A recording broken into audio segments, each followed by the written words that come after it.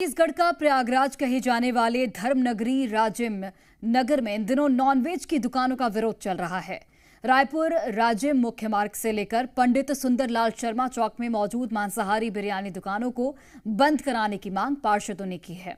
पार्षदों ने नगर पंचायत अध्यक्ष को आवेदन देकर धर्म नगरी में के बीच बस स्टैंड संचालित नॉनवेज की दुकानों को बंद कराने की अपील की है।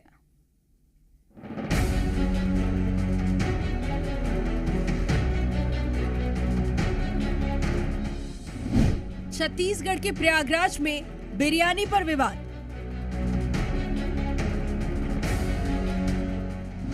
नॉनवेज दुकानें बंद करने की मांग।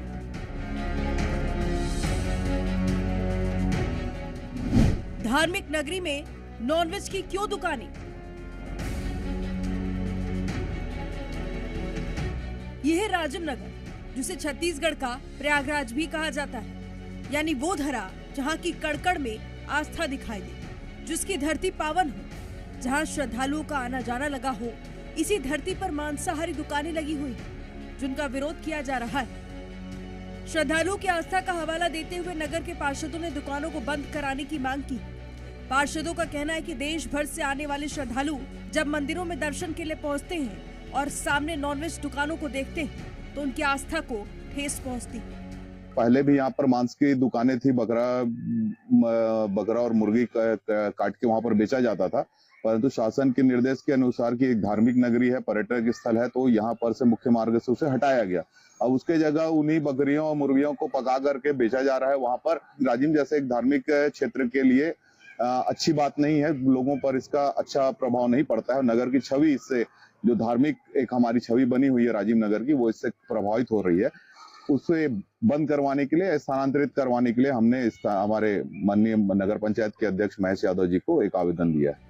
इससे पहले भी शासन प्रशासन ने धार्मिक महत्ता को देखते हुए राजिम से शराब और मांस मछली की दुकानें बाहर शिफ्ट कराई थी, लेकिन अब दोबारा शहर के बीचों बीच नॉनवेज दुकानों का संचालन शुरू हो गया है।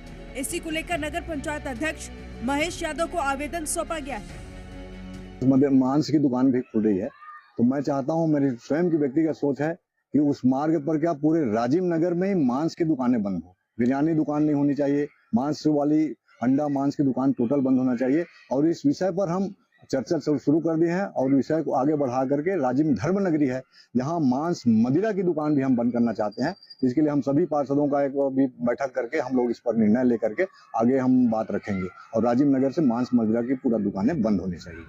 धार्मिक नगरी के तौर पर ही राजिम की पहचान है, ये पहचान बरकरार रहे, श्रद्धालु की आस्था पर भी ठेस न पहुंचे। इसे देखते हुए जल्द इन दुकानों को दूसरे स्थान पर स्थानांतरित करने की मांग की जा रही है। ब्यूरो रिपोर्ट, जी मीडिया। और चलिए हमारे सहयोगी थानेश्वर साहू गरियाबंद से जुड़ गए हैं। थानेश्वर, जिस तरीके से यहाँ पर नॉनवेज बैन की मांग की जा रही है और धर्म नगरी है राजिम, जिसे प्रयागराज के तौर पर देखा जाता है कि छत्तीसगढ़ का प्रयागराज है, फिलहाल किस तरीके से लोगों का विरोध देखने को मिल रहा है? और चूंकि यहाँ पर पार्षदों की ओर से भी लगातार मांग उठ रही है, ज्ञापन भी सौंपा गया है। जी बिल्कुल, निश्चित ही जिस तरीके से जो है आज से लगभग 6 महीना साल भर पहले यहाँ पर जो है मांस मदिरा की जो दुकान को जो है जो मुख्य जो मार्ग कहा जाए, जो मंदिर पहुंच जो मार्ग है या मुख्य मार्ग है, वहां से हटाया गया था।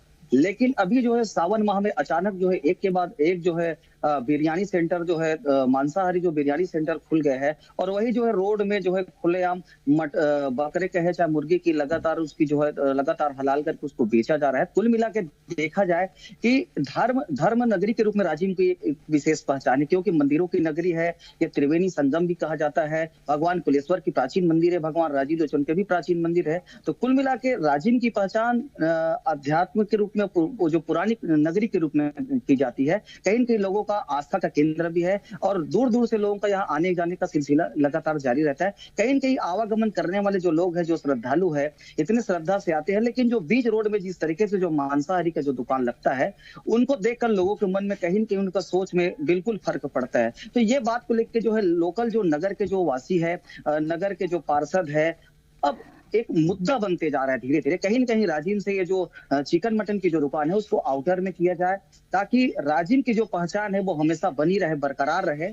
इसके लिए नगर पालिका के अध्यक्ष को ज्ञापन भी सौंपा गया है। वही नगर पालिका के अध्यक्ष ने, नगर पंचायत के अध्यक्ष ने इसमें सहमति जताते हुए कहा है कि जल्द नगर पंचायत की जो बैठक लेकर इस पर उचित कार्रवाई किया जाएगा, क्योंकि ये जो मांग है वो निश्चित रूप से न्यायोचित मांग है। जी थानेश्वर, लगभग वहां पर कितनी ऐसी दुकानें होंगी, चूंकि आप बता रहे हैं कि सावन के बाद से ही लगातार वहां पर बिरयानी और नॉनवेज के अलग अलग प्रकार की दुकानें खुल गई हैं, तो कितनी लगभग ऐसी दुकानें होंगी और वहां के दुकानदारों का क्या तर्क है इसे लेकर?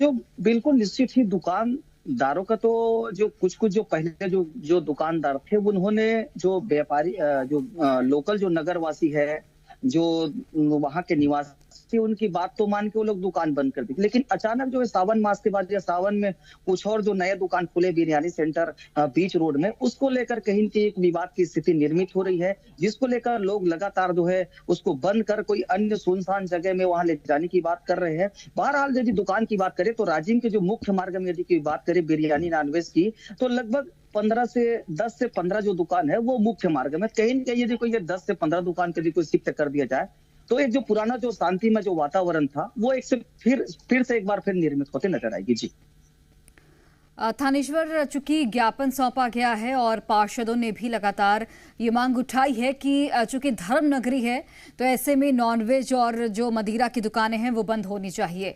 अभी तक आश्वासन के तौर पर क्या कुछ दिया गया है? कितना वक्त लग सकता है इन दुकानों को हटाने में?